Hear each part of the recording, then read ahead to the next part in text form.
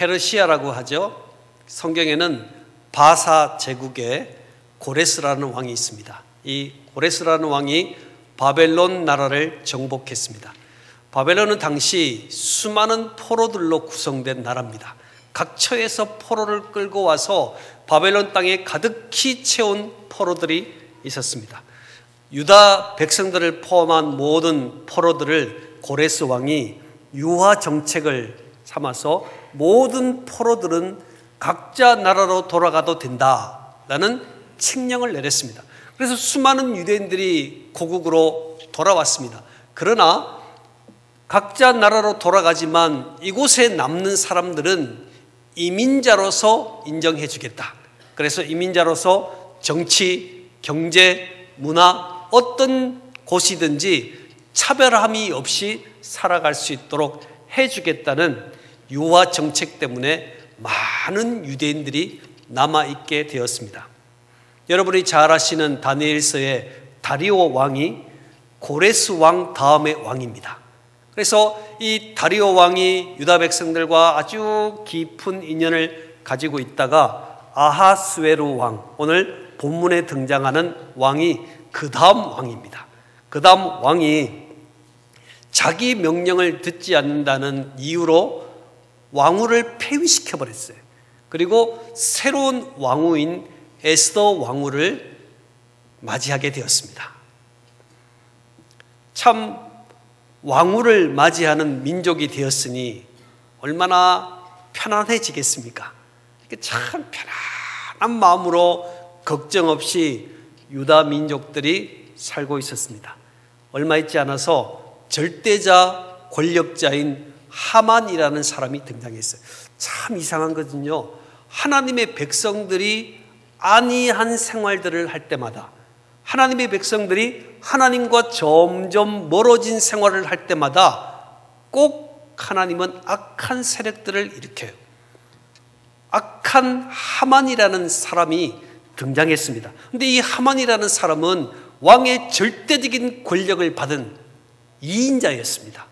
그가 하는 모든 말은 다 통용되는 말이었어요. 그만큼 강력한 힘을 가지는데 그 사람이 악한 사람인데다가 유다 백성들과 이스라엘 백성들과 밀접한 관계가 있었는데 출애굽할 때 르비딤에서 출애굽할 때 아말렉 족속이 쳐들어와서 아주 어려운 일을 만났던 일을 기억하시죠? 아말렉 족속의 후손이에요, 이 하만이.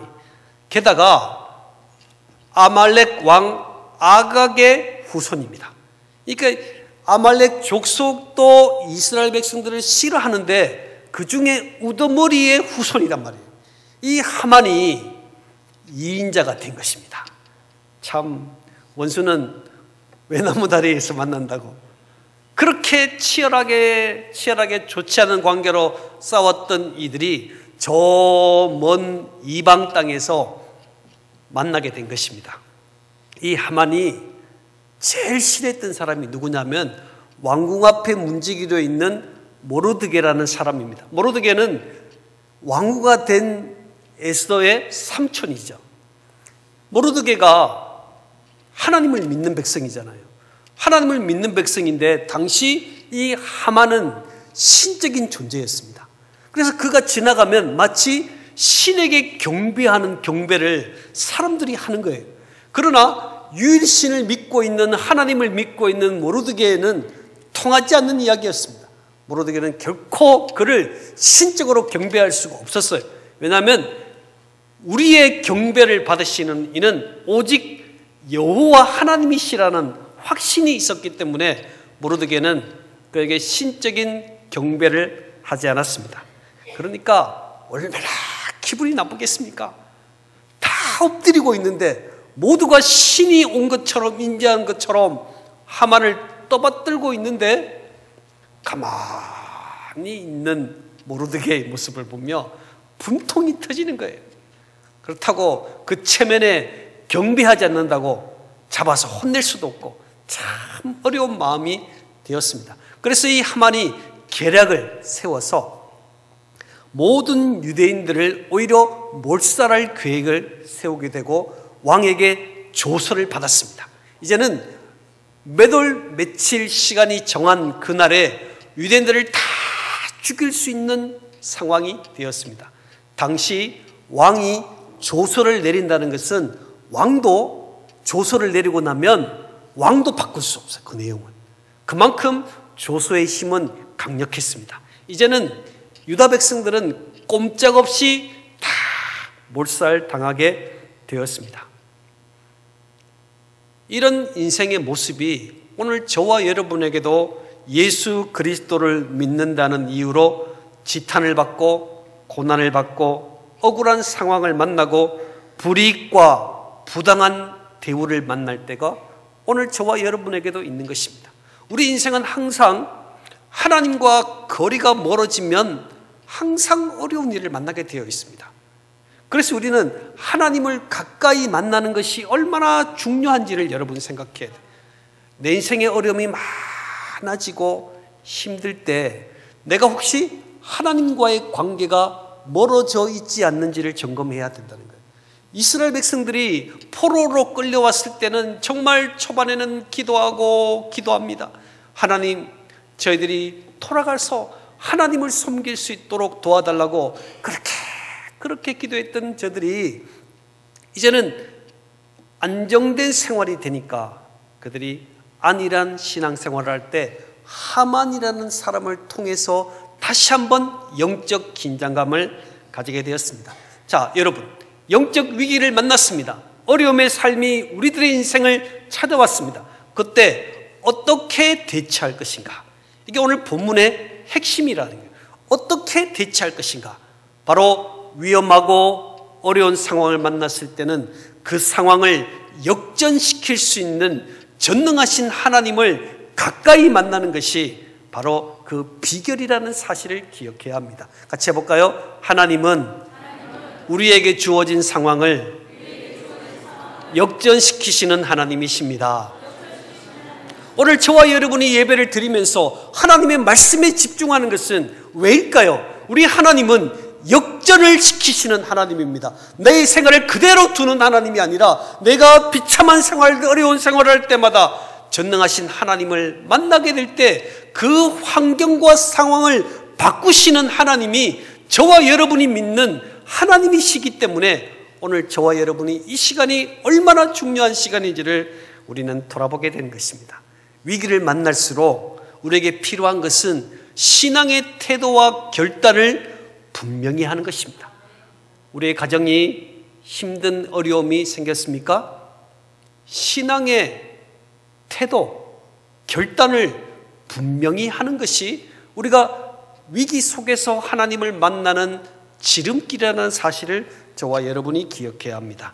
믿음의 사람은 세상의 어떤 힘과 벽을 만날지라도 우리의 인생의 깊은 곳까지 우리의 삶을 인도하시고 개입하시는 하나님이 계시다는 사실을 기억해야 되는 거예요.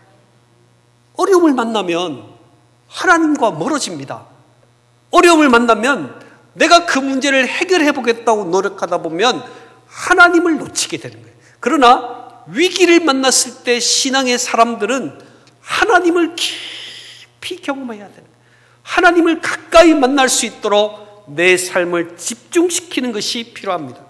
이스라엘 백성들을 위하여 하나님께서는 이미 이런 인생의 위기를 만날 수밖에 없는 상황을 위해서 하나님은 에스더라는 왕후를 세웠습니다. 사실 백성들이 어떻게 왕을 만날 수 있겠습니까? 왕후가 돼야지 왕을 만날 수 있겠죠. 하나님께서는 인생의 위기마다 사람을 준비시키시고 그 사람을 통해서 놀라운 일을 행하시는 것입니다. 그래서 에스더 4장 14절에 보면 모르드게가 에스더에게 이야기합니다. 내가 왕후의 자리를 얻은 것이 이때를 위함이 아닌지 누가 알겠는가? 내가 지금 우리 민족이 위기를 당하여 몰살될 상황을 만나게 됐는데 이때를 위하여 하나님이 너를 그 자리에 두었다라고 말해주고 있습니다. 오늘 우리 하나님께서 이때를 위하여 나를 준비시키는 거예요. 우리 가정이 힘든 위기를 만났을 때 신앙의 사람, 신실하게 하나님을 믿는 나를 통해서 하나님이 일하시기 위하여 나를 지금 여기에 부르셨다는 사실을 기억해야 합니다. 하나님께서 이때를 위하여 내게 직장을 주시고, 이때를 위하여 신분을 주시고, 직분을 주시고, 이 나라 이 땅에 수많은 인재를 준비시킨 하나님이 저와 여러분의 하나님이시라는 거예요. 오늘 이것을 인지하는 것이 필요합니다. 같이 한번 해볼까요? 이때를 위함입니다. 이때를 위함입니다. 그래요. 우리 가정에 나 혼자 신앙생활합니까? 이때를 위하여 하나님이 나를 부르신 거예요. 하나님이 내게 물질을 주셨습니까? 이때를 위하여 사용하라고 주신 것입니다. 하나님이 내게 직분을 주셨습니까? 이때를 위하여 쓰임받으라고 주신 거예요. 내 안위를 위해 살아가기 위함이 아니에요. 이때를 위하여 하나님이 쓰시고자 에스더를 왕으로 삼으셨습니다. 그러나 당시 어려움이 참으로 많았던 것은 누구든지 왕의 허락이 없이 왕 앞에 서게 되면 왕이 그를 만나지 않겠다 하면 죽임을 당했습니다. 그게 왕후든 누구든 그랬습니다. 자, 에스더가 민족의 위기를 만났을 때 그는 자신이 하나님의 백성이라는 사실을 명확하게 했습니다. 그래서 왕후라는 안정된 생활을 뒤로 하고 이제는 민족을 생각하게 되었습니다. 그리고 많은 백성들을 위해서 향해서 부탁합니다. 여러분, 나를 위해서 기도해 주세요. 네, 에스더는 모든 공동체의 유다 공동체를 향하여 부탁합니다. 나를 위하여 기도해 주십시오. 그리고 자신은 금식하며 하나님 앞에 나아갈 준비를 하고 있습니다. 죽게 되면 죽을 것이다. 생명을 걸고 왕 앞에 나아가기로 결정하고 결심하고 있습니다. 여러분, 오늘 우리의 인생에서 적당히 하다가 좋은 일이 생기겠지, 어떻게 하다가 좋은 일이 생기겠지, 이 요행을 바라는 마음은 미신행위와 같은 것입니다. 오늘 에스더는 전적인 마음을 품고 죽게 되면 죽을 것이다, 내가 이 민족을 위하여 죽게 되면 죽을 각오로 왕 앞에 서가는 신앙의 결단이 있었습니다. 그는 하나님을 의지하고 하나님을 믿는 믿음이 있었기 때문에 위기 속에서도 신앙의 태도와 결단을 명확하게 하며 하나님 앞에 서게 되었습니다. 사랑하는 우리 성도 여러분, 에스더의 모습을 통해서 우리가 우리의 모습을 돌아볼 수 있기를 바랍니다. 위기와 어려움의 순간에 우리는 점검해 봐야 하겠습니다. 나는 정말 하나님의 백성으로 서 있는가? 내가 진짜 하나님의 백성 맞는가? 그리고 내가 이 문제를 만났으면 그 문제를 의논하고 기도할 수 있는 동력자가 있는가? 내가 지금 생명을 걸고 하고 있는 일이 하나님을 위한 일이 맞는가? 우리는 우리의 삶을 자꾸 점검해 봐야 한다는 거예요. 언제요? 인생의 위기를 만났을 때. 내 인생의 위기를 만났을 때는 우리는 하나님 앞에서 나 자신이 어떠한 존재인지를 늘 돌아보고 점검하는 일이 있어야 되겠습니다. 에스더가 생명을 걸고 왕 앞에 나갈 수 있었던 그 힘도 자신이 하나님의 백성이라는 강력한 믿음 때문에 그렇게 나아갈 수 있었습니다. 이제 왕 앞에 나아갔을 때 하나님이 그 왕의 마음을 탁 열어주는 거예요. 죽게 되면 죽을 것이다. 네, 생명을 걸고 하나님의 일을 하는 사람을 하나님이 가만히 두지 않는 법이에요. 생명을 걸고 죽게 되면 죽을 것이다. 아이고, 죽게 되면 도망쳐야지. 그런 사람에게 하나님이 역사하지 않는 거예요. 요행을 바라지 마세요. 죽게 되면 죽을 것이다. 하나님이 내 인생에 주어진 이 모든 것으로 하나님의 일을 감당할 것이다 라고 다짐하는 그에게 먼저 왕의 마음을 열어서 왕후 에스더가 준비한 잔치에 참여하게 되었습니다. 왕이 참여하니까 너무너무 좋거든요. 그래서 왕후 에스더에게 이렇게 말을 합니다. 내가 무슨 소원을 가지고 있든지 내가 다 들어주마. 나라의 절반이라도 너에게 주겠다. 이런 말을 하니까 기회가 온 거 아니겠습니까? 근데 에스더는 참 지혜로워요. 하나님이요, 하나님을 위하여 죽기를 결심하고 나아가는 사람한테는 하나님이 비상한 지혜를 줍니다. 비상한 지혜를 줘요. 에스더가 왕의 마음이 그렇게 즐거워서 다 주겠다, 반이라도 주겠다 했던 말에도 요동하지 않고 또 다음의 기회를 만듭니다. 왕이요, 다음 잔치에 오시면, 하만과 오시면 제가 말하겠습니다 하고 아주 다음 기회를 마련하게 되었습니다. 이때부터요, 하나님의 역사가 시작되는데, 오늘 6장에 보면요, 6장 1절에 보면요, 그날 밤에 왕이 잠이 오지 아니하므로, 이 말씀이 있어요. 참, 밤이 중요합니다. 밤의 역사가 일어나잖아요.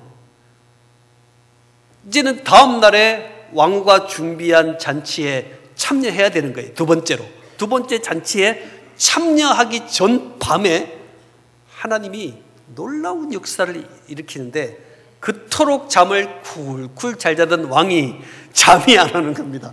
아니, 세계를 제패했으니, 그리고 하만 같은 든든한 신하가 딱 포진되어 있으니 잠이 얼마나 잘 오겠습니까?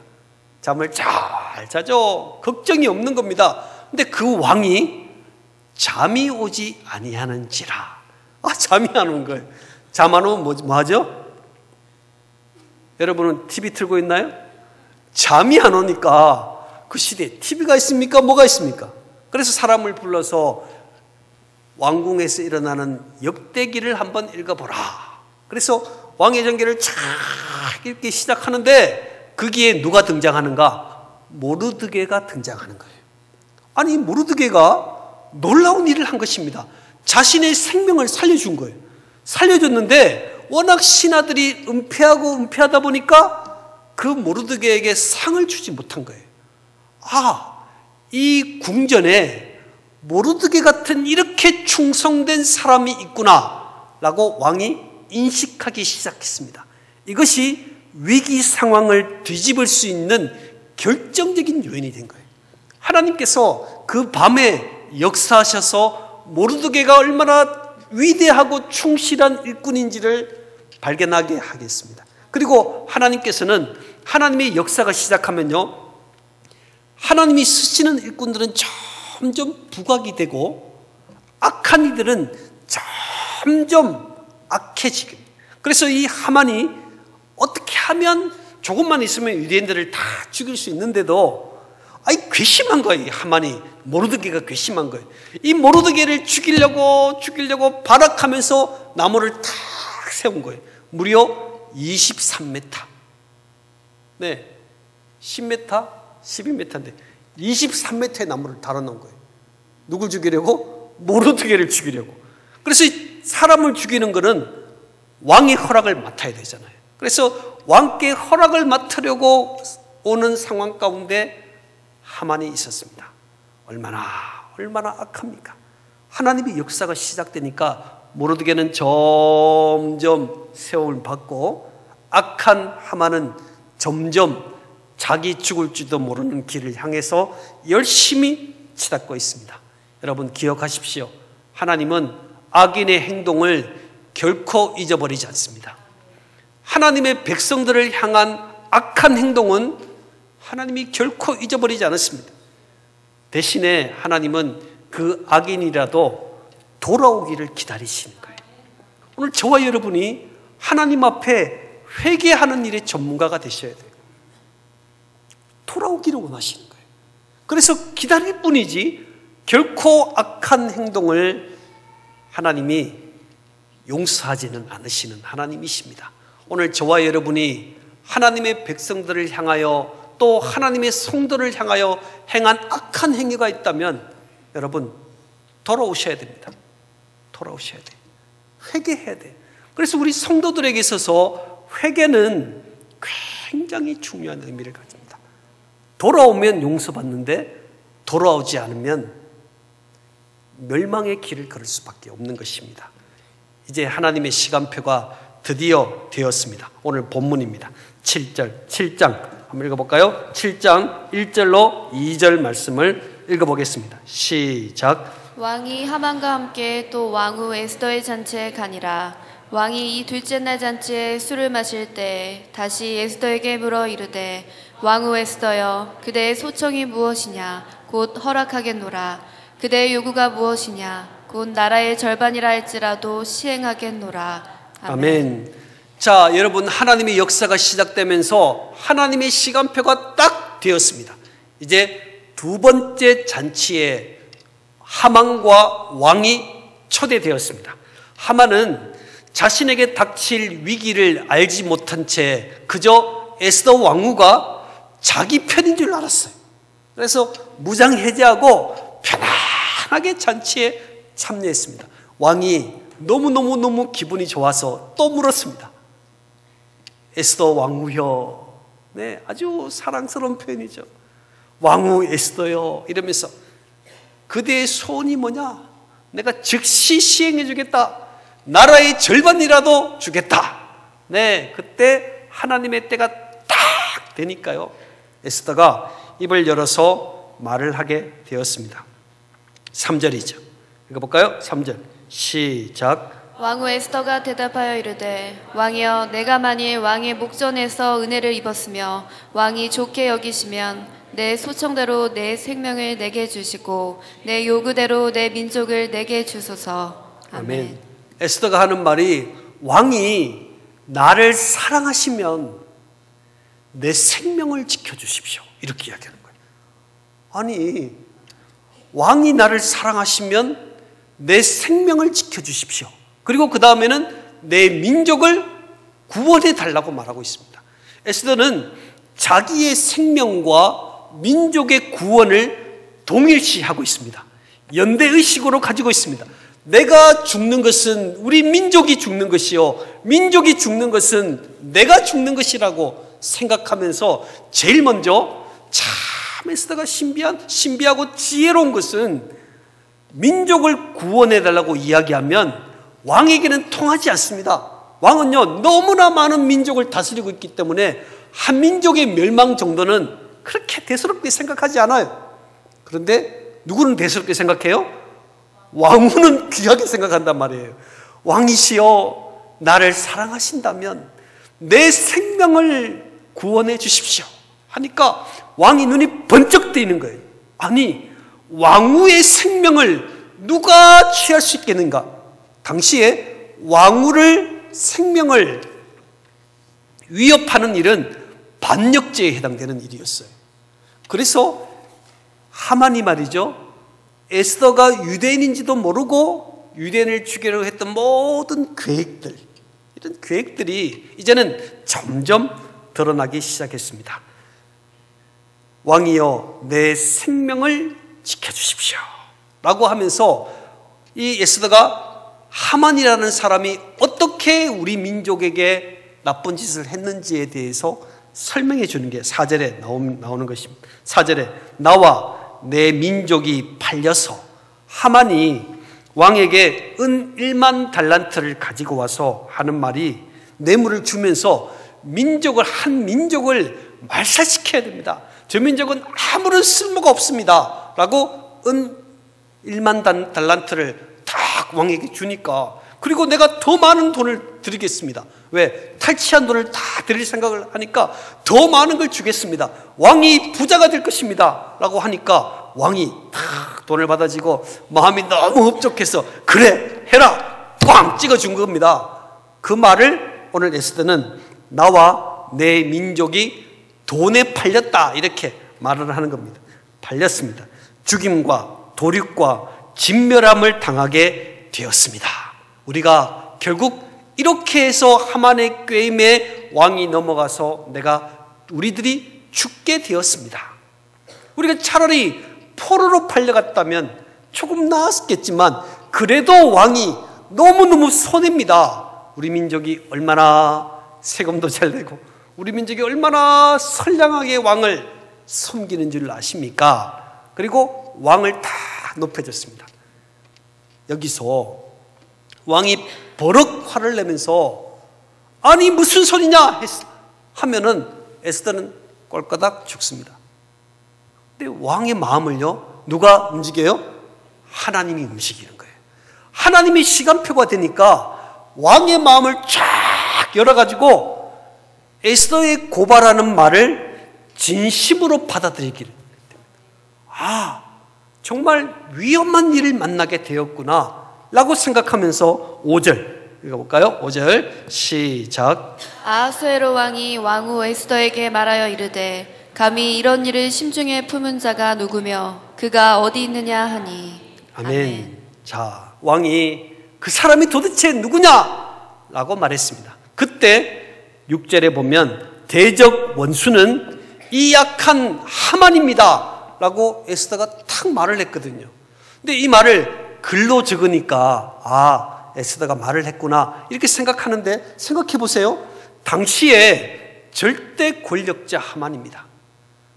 그 얼굴과 모습에는 도끼가 가득 차 있습니다. 그런 사람이 가만히 앉아 있습니다. 이렇게 딱 앉아 있으면 이게 그 말이 나오겠는가 생각해 보면 진짜 이건 나오기 어려운 말이에요. 정말 어려운 말이에요. 마치 다윗이 골리앗을 봤을 때 물맷돌을 들었잖아요.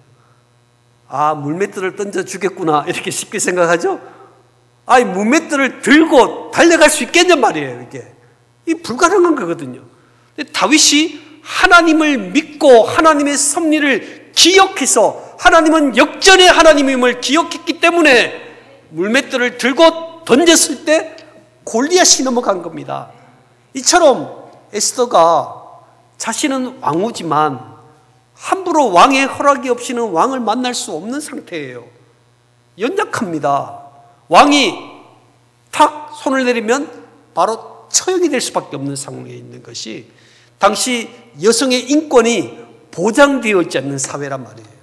그런 사회에서 이 악한 대적이 바로 하만입니다라고 지적하는 이 말은 물맷돌을 가지고 뛰는 다윗의 심정이란 말이에요.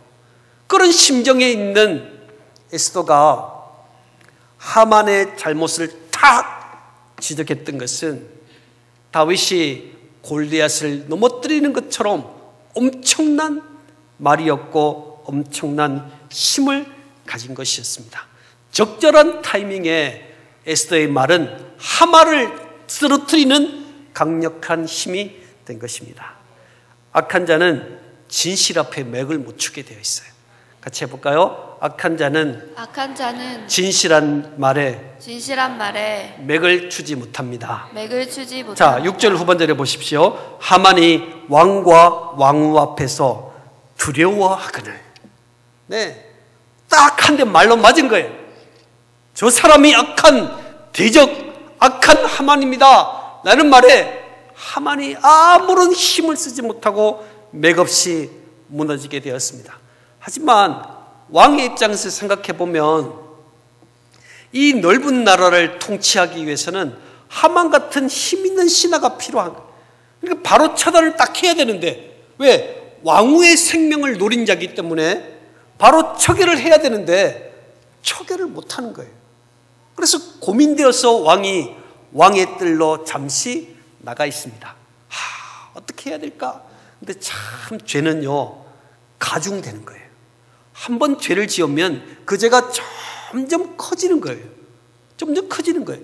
자, 하만이 왕의 뜰로 나가서 고민하는 동안에 내가 살아야겠다 생각이 들지 않겠습니까? 그래서 에스더가 앉아있는 걸상에 딱 가서 바짝 붙잡고 살려달라고 애걸 하고 있습니다. 당시에 걸상이 긴 걸상이거든요. 그러면 이 에스더가 앉아있으면 빈 공간이 있을 거 아니에요. 그 공간에 가서 붙어가지고 막 이렇게 애걸복걸하는 그 모습을 가지고 있을 때 왕이 딱 들어왔는데 그 모습이 마치 왕후를 강간하는 모습으로 보이기 시작한 거예요. 자, 볼까요?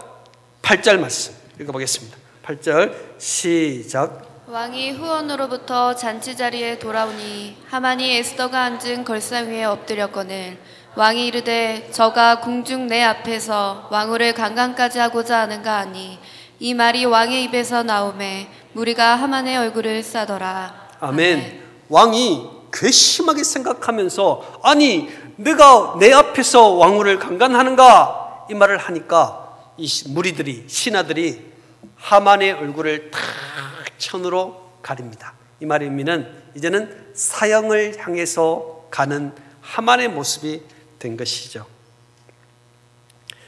악인의 말로는 이렇게 비참하게 되어 있습니다.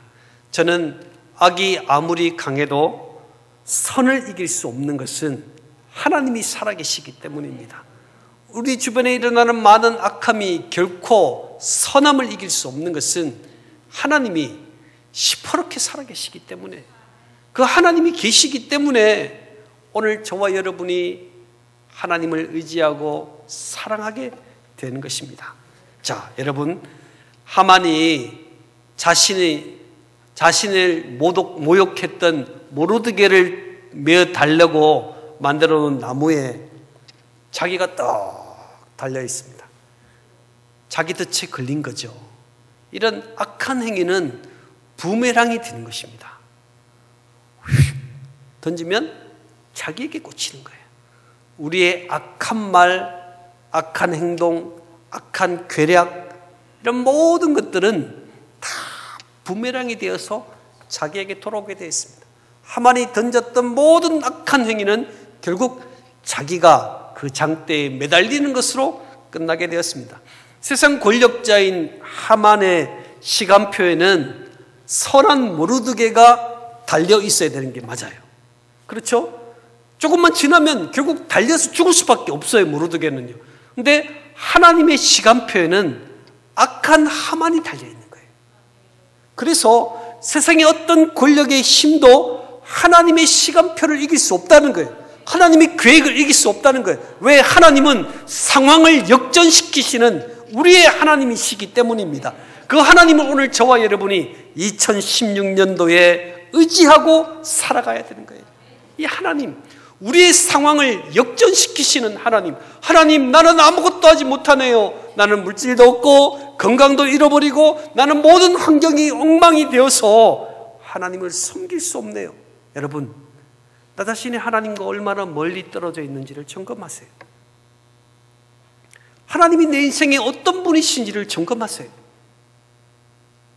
하나님이 내 삶 가운데 어떤 존재였는지를 생각하면서 지금 내가 하나님을 섬기고 사랑하는 신실한 그리스도인인지를 우리는 돌아봐야 합니다. 그리고 하나님께서 내게 주어진 일들이 있으면 이때를 위함이다. 이때를 위함이다. 하나님께서 내게 은혜의 말씀들을 주시고 놀라운 계획들을 보여줄 때는 여러분 도망치지 말고 이때를 위해서 내가 있다. 이거예요. 이때를 위해서 내가 있다. 하나님께 신실하게 쓰이는 죽게 되면 죽을 것이다. 같이 한번 해볼까요?